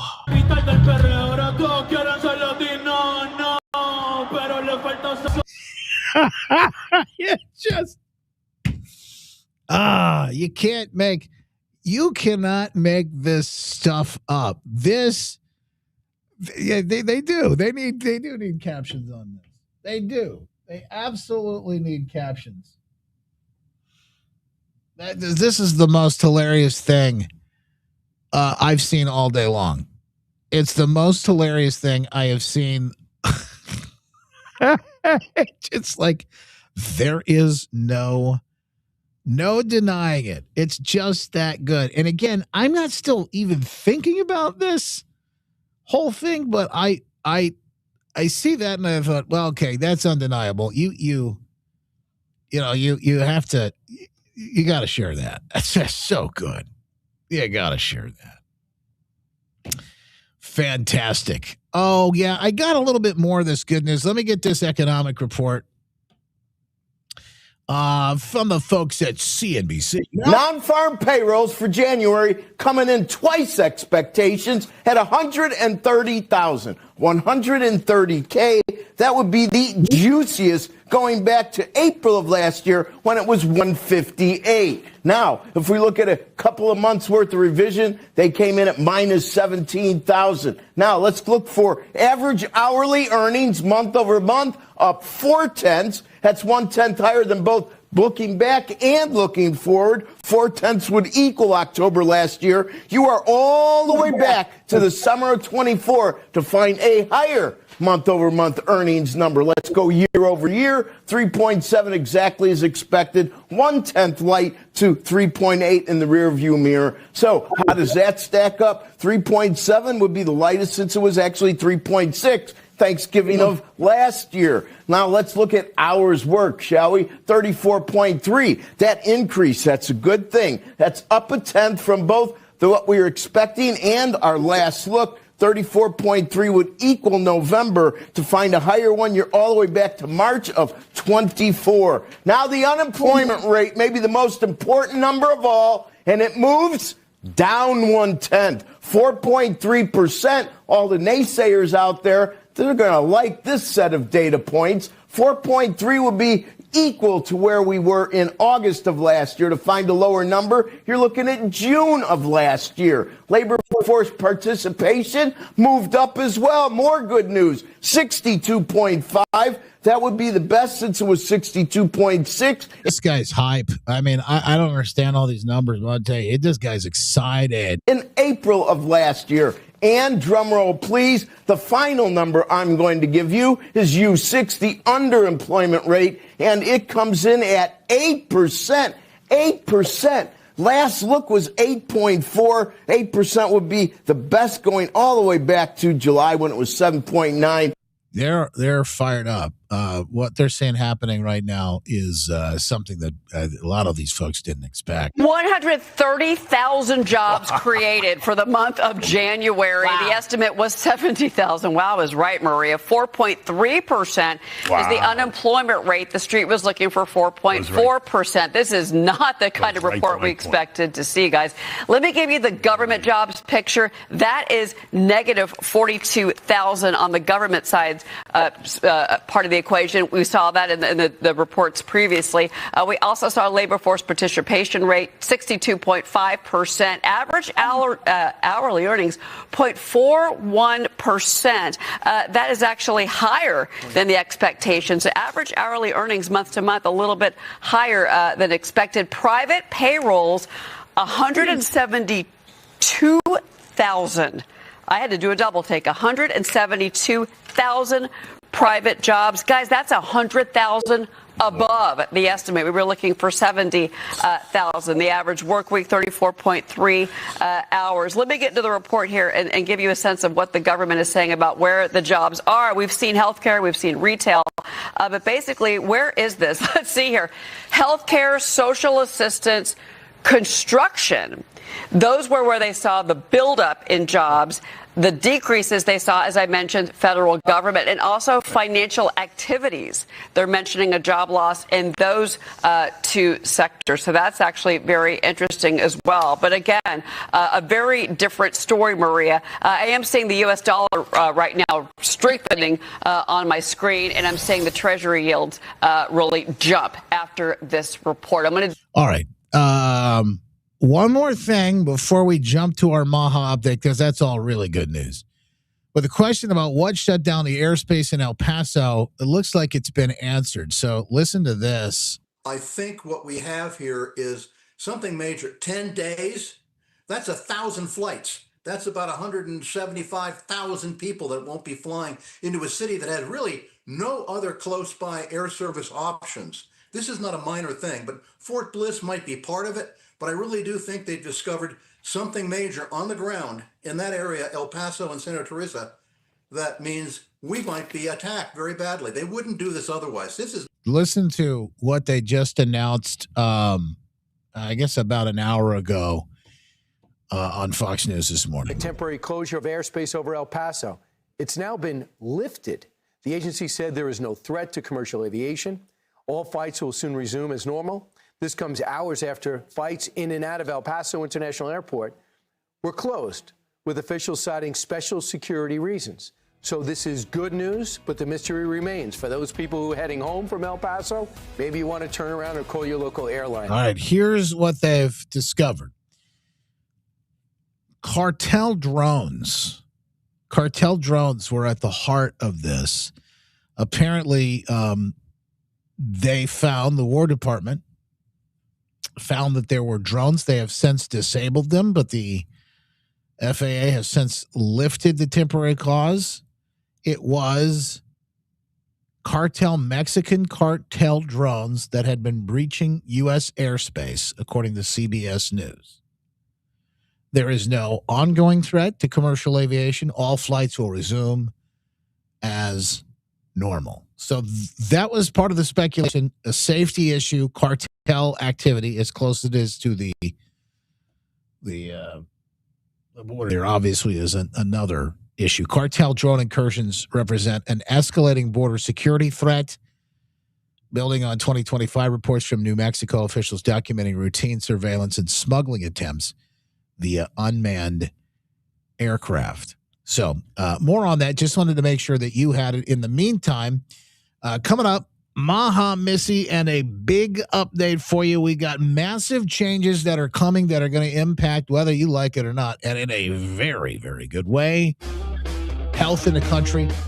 And you may not even have to change. You know, the thing is, a lot of the struggles is like changing the habits, some of the things that you eat and whatnot. I know it can be an ongoing struggle. You may not even have to change some of those things because the government's going to change what you eat for you. Now, I don't mean they're going to say, here's some carrots and stuff your mouth full of, rabbit food. I'm not talking about that. I'm saying they're going to take some of the bad stuff out of what we're eating currently. If you go to Europe, there's no problems. You have to wonder why. In a lot of these cases, it's just simply the food we eat. So we've got big new breaking news. We'll get to that coming up with Maha, Missy, and more on the way right after this. Stick around. We'll record her segment for the podcast this weekend coming up in just moments if you're watching us live. If not, back tomorrow. Make it a great one. God bless, folks.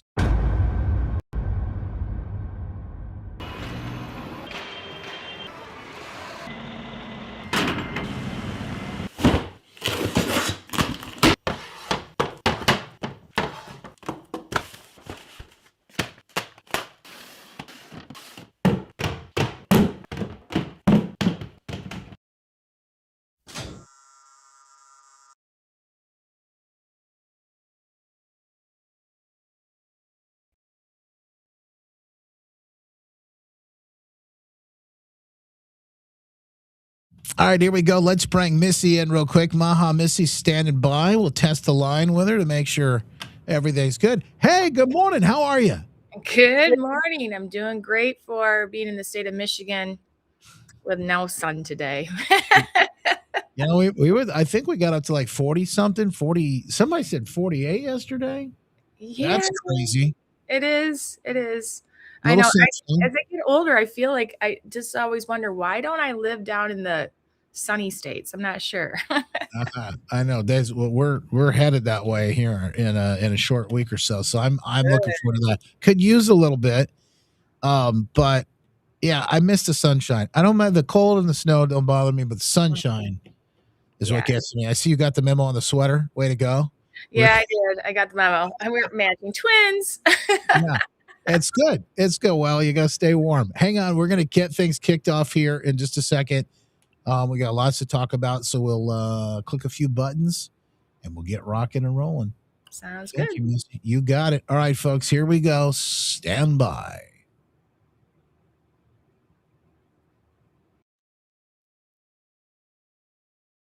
Get ready to strap in. It's going to be a heck of a ride. It's like drinking from a fire hose.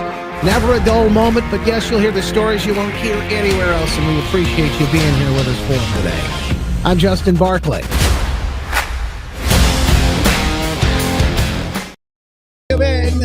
It's big Maha changes.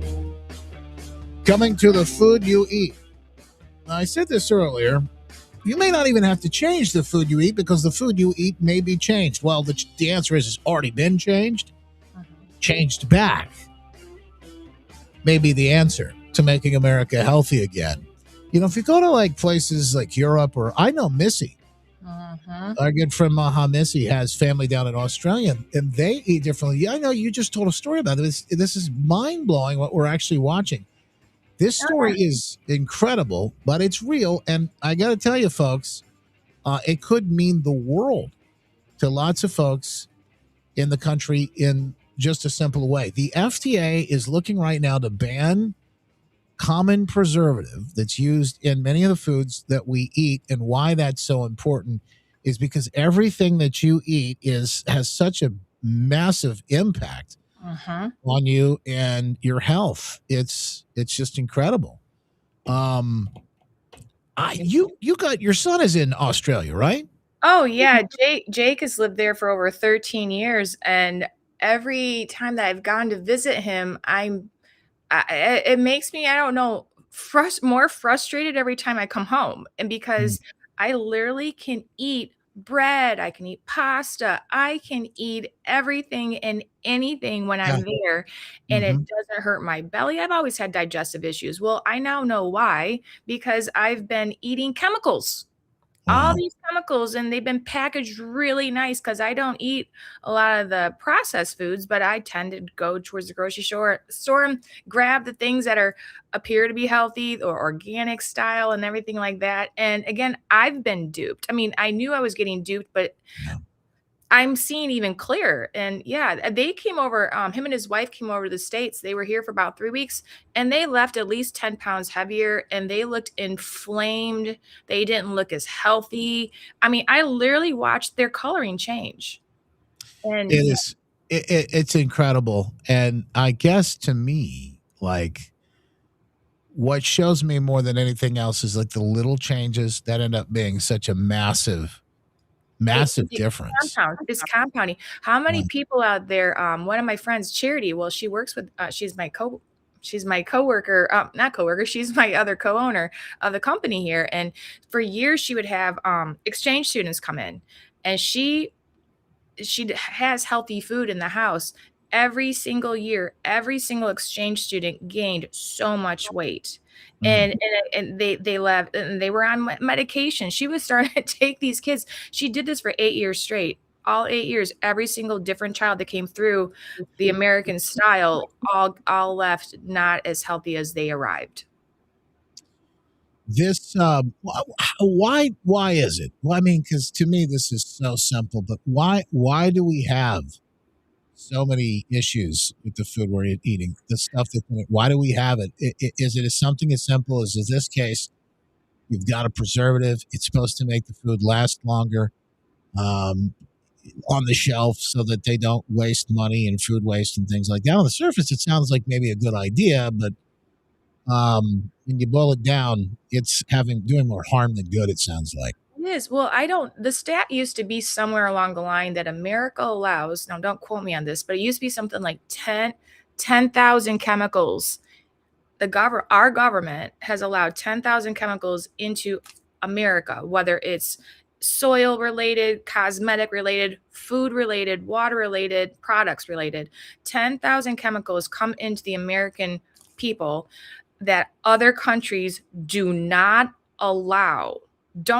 So when you go to Australia, I was extremely curious as to looking at the Kellogg's, because I'm from Battle Creek, Michigan, home of Kellogg's right here, and I go and I look at their boxes of cereal when I'm in Australia, and I go and look at the ingredients list, and my gosh, ours is like this long and you need a microscope, and theirs is like this big.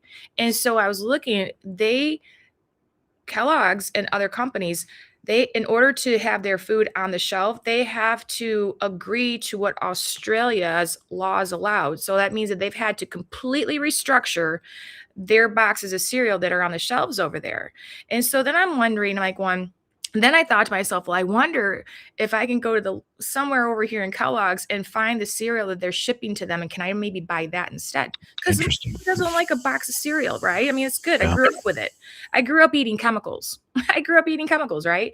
So anyway, so I discovered that they don't make it here in the States. They have their own plant over yonder that makes all the healthy food over there. So why not for us? I mean, because it's an invisible, and most of us didn't like science in school in high school days, and if we didn't like science, we probably didn't have biochemistry. And for the few people that understand biochemistry, I've learned a lot about it through the years of working with clients. But my God, we're smart enough individuals to know that when we go to the gas station, we're always going to fill our car up with gas. We're not going to fill our tank up with oil. And I'm not gonna be like, man, I ran out of money, don't have much gas money, but let me use some water. I mean, we put gas in a tank to run the car. We don't look at ourselves like that. And it's a shame because what has crept in underneath, I mean, I've got some strong opinions on, is it money related? Sure. But I also think there's this other diabolical thing on the other side of it. If anyone is, those who are awake understand, the government's not our friend. And JFK just kind of saying, I mean, one of the things that in that article that you pulled up, one of the things that struck me was this, I underline it. He said, this reassessment, based on what he's bringing out, this reassessment marks the end of the trust us. We are in about food safety. I mean, so they're attacking. It's like I say, an 80-legged octopus. Right now, we're talking food, and the food right now is shortening our lifespan and is definitely not giving us the quality of life that we were designed to have by our creator. Yeah. So Well, this story, it really centers around this thing called BHA, which is a food preservative. Now, I asked Grok because I thought, well, this is kind of interesting. exactly. Boil this down, break it down to me, because I understand we got food preservative. I understand why they might want to put it in, but also at the end of the day, it's like, if it's making us unhealthy, maybe we ought to move away from this stuff. So tell me like I'm a fifth grader. Help me understand this, and this is how it breaks it down. A long time ago, food companies started putting a special chemical in some foods to help keep them from going bad too fast. It's called BHA, short for butylated hydroxyanisole. Don't worry, you don't have to say the whole thing, Croc says. BHA is like a shield for fats and oils in food. It stopped them from turning yucky or rancid, like when butter goes bad and smells weird. So it's in lots of packaged foods, such as breakfast cereals, cookies, crackers, frozen meals like pizza or chicken nuggets, ice cream, some meats, and chips. It's been used for many years to make fast food or food last longer on the shelf. But now, some scientists are worried about it. Way back in the 80s and 90s, tests on animals like rats and mice showed that super high amounts might cause cancer. Because of that, a big group called the National Toxicology Program said it's reasonably anticipated to be a human carcinogen. That means it might cause cancer in people. And by the way, we're still allowed to eat this. California even put it on a list of things known to cause cancer. The FDA, in the Maha administration, by the way, now they're taking action, but they used to say it was okay in small amounts. But on February 10th, that was yesterday, while we're recording this, they said, wait a minute, let's look at this again with the newest science. They're doing a big review right now, asking companies and scientists to share info about how much they use and to find out if it's really safe today. Not a full ban yet. It's like the FDA saying we need to double check everything. If the science says it's not safe anymore, then we might take it out of the food. And I think, to me, that really makes sense. They say, bottom line here, the government is being extra careful about one ingredient that keeps junk food fresh longer. It might even not be junk food. It might just be food that, like bread or something that you think is healthy. Right. The wheat and the white got the same. They got the same stuff in it, right? So you're like, I'll be healthy. I'll have the wheat bread. Well, we do, and you go back to go back to Little House on the Prairie days. I mean, what they're catering to, and think about they're not dumb. This has been we've been being boiled in a pot of water. I mean, I was born in a pot of water. I mean, it was one of those things. We all were and didn't know that we were being boiled, or else we would have jumped out. Um, Gosh, sorry, I lost my train of thought. I've got so many things I want to say. It's It's just like the frog in the that's boiling pot of water. Yeah.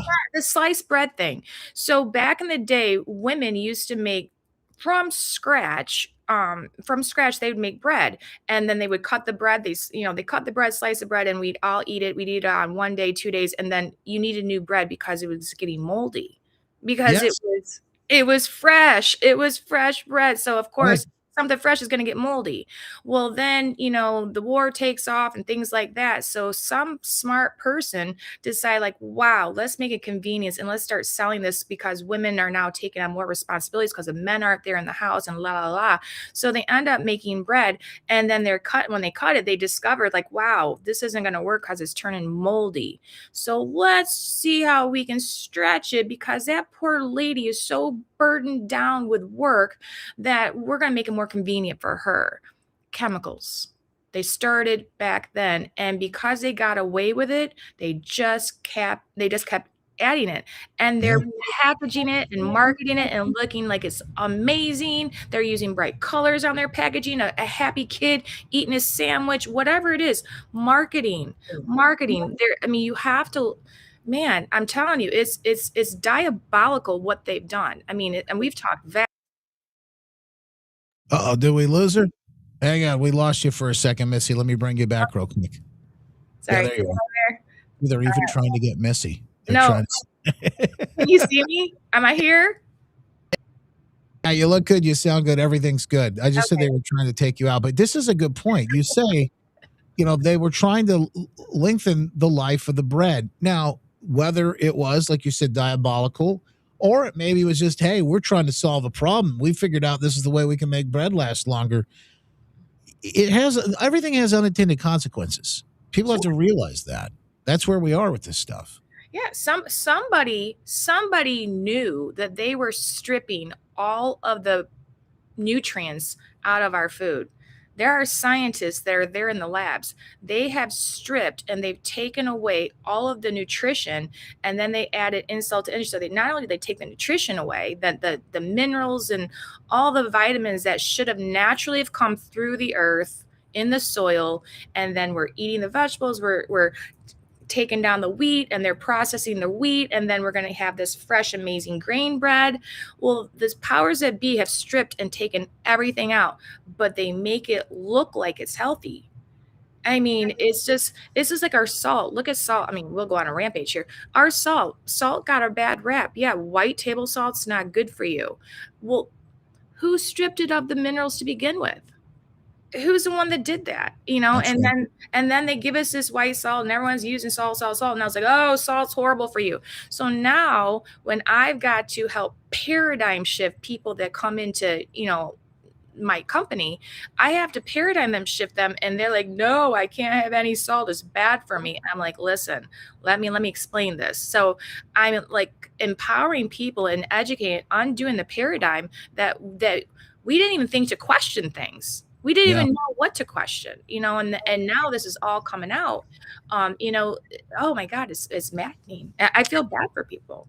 The food situation, and I think one of the most frustrating ways to watch this is that you watch what's in your food and how it can hurt you. But the other thing is, and this is the good news, right? Is that it can also cure you. And one of the big stories here, in fact, this just came out last week too, is that they found food itself may in fact play a role in curing a number of issues, not just with your physical health, but also with your mental health as well. RFK spoke last week, dropping a bombshell on this story about how they saw folks with schizophrenia Right. cured essentially, or their cases improved. I mean, by leaps and bounds because of the food that they were eating. Dr. Pollan up at Harvard has cured schizophrenia using keto diets. By the way, that's a big word to use, cure. They don't really like you to use that word a lot, but here he is. There's studies right now that I saw 2 days ago where people lose their bipolar diagnosis by changing their diet. It's not only affecting our physical health, it's affecting our mental health as well. And we're asking people now, eat real food, right? Eat protein. This was all in connection with talking about the new food pyramid. And it's incredible. But that is massive news to people who have been struggling with things like that, to know that you could have help with something that simple. Well, and again, it kind of goes back to what we don't know, or what we aren't thinking about, like using that critical thinking part. Well, right now, I ask people to think about this. Again, we're not chemists, and we're not thinking biochemistry, but isn't it crazy that when we eat natural food that hasn't been processed, doesn't have one of the 10,000 chemicals inside of it, that we can actually don't have neurological issues. I mean, because the biochemistry, most of us, if you go back to the fun part of the science classes that I did, is the guy was like, okay, we're going to take this container, we're going to add this, and we're going to see what happens. And we'd add this and push, foam would come out of something, or we add this, and vapors would come up. I mean, just to like, wow, that's cool. But that's all I remember about biochemistry. Well, what happens when we put these chemicals inside of our body and then we just go about our day? We go to the toilet, we go to the bathroom, and we think it comes out and like, oh, that's all good. No, those chemicals inside the body are messengers, and those messengers just don't go to the stomach. Those messengers that aren't designed to be in your body go up in here, and they affect the neurochemistry of your brain. Yeah. So you've got people. I had a lady, this was about 8 years ago. No, probably about 10 years ago. One of the coolest stories I've ever had with doing what I do. We helped her. She came in. I'm used to people that they have blood pressure, type 2. This lady came in with bipolar medication, schizophrenic medication, and so many antidepressants. It was not even funny. And I'm like looking at it going, I don't know as a health coach how to let her know that maybe you might want to go see your doctor, because I think you're showing good signs right here. I'm used to telling people, hey, your blood pressure's coming down. It's time to talk to that doctor. You're starting to get dizzy and woozy. You're over medicated. Type 2. I'm used to directing that. Well, she went through our program, our system, and everything she did. She did amazing. She lost like 30, 40 pounds. She looked great. And then about 6 months later or so, this classy looking woman that looked like she just walked off of Forbes magazine came walking in my building. And I recognized her. I recognized her, but I'm like, wow, she doesn't look like the same woman. And she came in, and I said to her, I go, well, hi, Beverly. I'm like, how are you? I'm like, what's going on? And she's like taking off her gloves like one at a time and lays them down in front. And she goes, I want to thank you. And I go, okay. And she goes, I want to thank you. She said, since I've seen you, I have fired every single physician who's been over me for 10 years. She goes, I'm off every single medication that I was on, and I need to thank you for that. Now, back then, I wasn't completely aware of like what our system was really doing, because it would take years down the road that as I dove and got into this and I started realizing like, oh my gosh, the light bulb went off. And now I wonder what was out of balance in her body, chemistry wise, what was out of balance, and what did our system because again, people come in for a broken metabolism, and then we're going to turn it on. We're going to cure it, if we want to say that. What's cure? We're going to turn it back on, right? So when you turn this metabolism on, we always knew the outcome was going to be they're going to lose weight, they're going to look great, they're going to have medicine. But the neurochemistry part, the depression part, all of that is playing a role in the crap that we're putting in our body, along with all this kind of medication. I mean, my God, how would your car run if you didn't put gas in the tank? Absolutely. Real food front and center, by the way, at the Super Bowl too, Yeah. with that powerful commercial from Mike Tyson, which I thought was really cool to see, and I saw RFK very happy about that as they put that thing together. Watching all that, there's a shift. There's a major shift happening in our country right now. Yeah, don't fall for the convenience. I think that's the thing is like they've got us trapped because they know we are a consumer and our type of consumerism is convenience driven. You Look know. at look at our they got the Mike Tyson face tattoo on with this picture. Hey, I It's so gotta good. tell you, you were just talking about results and folks that are getting great results. My Pure Health Solutions, by the way, health@justin.com. It's that time of the program now where and I texted you yesterday Uh-huh. or the day before, Oh, your wedding ring. and I could not believe this. Well, I guess I can, but I have recently started. So I've been wearing these like rubber rings for the last, I don't know, for a while. And I just switched, I don't know, maybe like a few months back. I decided I stopped wearing my Apple Watch. There's a lot to that, but mostly it was just because I want to wear something real. I don't, so I just now I wear like real watches and stuff. So I was like, look down at the other watch I had on, and I had this like rubber ring on. I'm like, I gotta get my other ring out, my old ring out, my original wedding ring. So I started wearing that. Well, I go to get, this wedding ring and everything on the other day because I got to run out. And every time I come home, I take all my wallet and keys and ring and all this stuff, and I just set it down. So I'm going because I had to go run an errand. I put everything back on, and I'm getting ready to go run out, and I just go like this because I'm doing, putting stuff on, doing it, and all of a sudden the ring just falls down and hits the floor, and I hear ding, ding, ding. It's like rolling around on the floor, and I go, oh, I had to catch that. Mm-hmm. And I go, oh, that was weird. You're not going to believe this. I told Lizzie, you are not going to believe it. I put it back on. I walked into the kitchen. I go, you won't believe this. And I was talking my hands or whatever, and I did it again, and it went right off and fell on the floor. And I go, it fell off again. I can't take this out because what if I do that in the street somewhere or something? And the thing,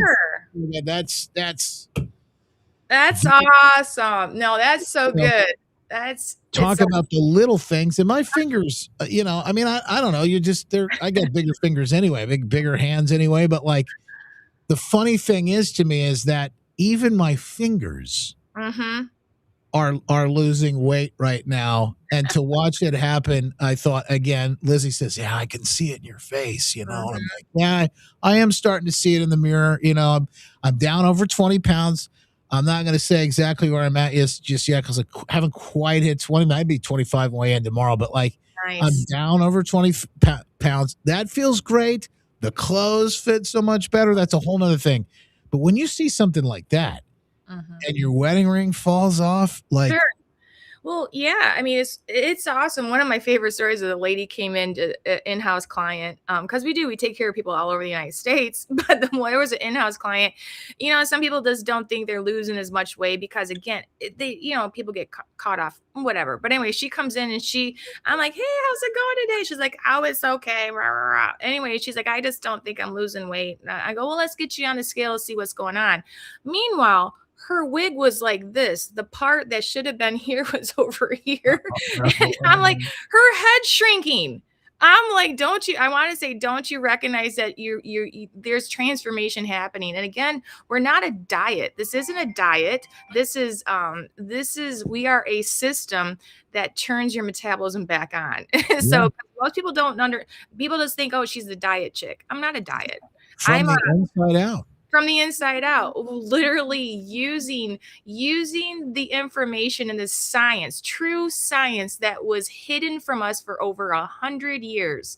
The message that I explain to people, I have so much fun talking to people all the time when they have a consultation. The way that I talk right now is the way I'm going to talk to you on the phone. And it's fun because I want to help the paradigm be shifted and explain to every single person how amazing the human body is, how the anatomy is amazing, and to break it down, like you said with Grok, at a 5th grade soundbite nugget. Yeah. I think I'm pretty good at that. If I have to say like, hey, one thing I've mastered, I think I've mastered that. And I have to, because I want people, my heart is to set captives free. Isaiah 61, setting captives free. Most people just don't know what they don't know. When you look at these people, especially Leonard right there. Leonard was a type 2 diabetic for over 20 years, was on this medication, and I think that sign said 7 days. But how many people that are older that believe that, well, because the doctors told you that, well, it's just age, it's part of aging. Screw that. Age has nothing to do with it. And the reason why I can say that 100% of the time is because the medical model and the powers that be, they never took a class in quantum physics. They don't understand when Tesla said everything's a frequency. They don't know what that is, and it's a shame. It's a shame. It's sad. But again, in the medical profession, they weren't given a class. Just like the medical doctors aren't given one class in nutrition. What they're and then once they get out of school, they don't have time to learn and catch up everything. So the pharmaceutical representatives who have your best interest at heart, they come and take them out and give them trips and win this and that, the other thing. And the next thing you know, they're going to shove more medicine down your throat because they don't know how to fix it.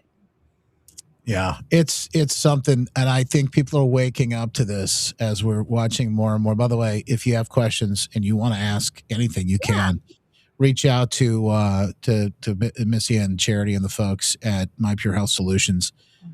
They'd be happy to walk you through what they're doing. Healthwithjustin.com. Set up a consultation. It's free. It's just a quick conversation to find out whether it's a fit for you or not. 269-964-4044. 269-964-4044. You got and you eat real food. I mean, this is it. It's not fake. Nothing's fake. Nothing's fake at all. It has to be real, or else it won't be sustainable.